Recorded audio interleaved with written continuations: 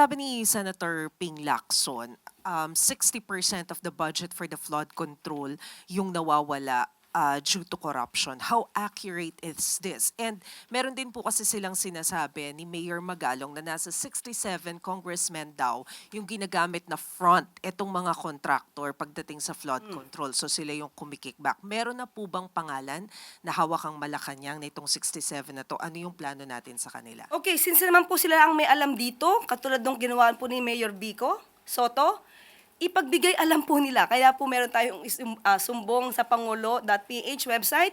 Hindi na po nila siguro kailangan dito pa mag-report. Idiretso na po nila to sa Pangulo kung meron silang particular na pangalan na alam at para po mas mabilis ang pag-iimbestiga. Welcome po lahat yan. At bigyan lang po nila ng kompletong detalye.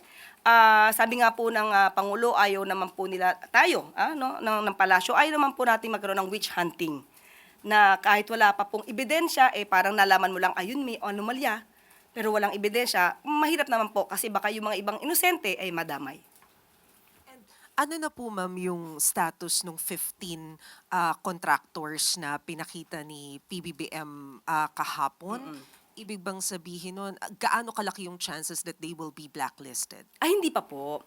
Sinabi lang po, yan lang po yung pangapaunang impormasyon na ito yung medyo, madaming mga projects na nakuha mula sa gobyerno. So, titignan po natin, ang sabi naman po ng Pangulo, ang mga nireport na ito, di naman ibig sabihin, lahat yan ay maanomalya.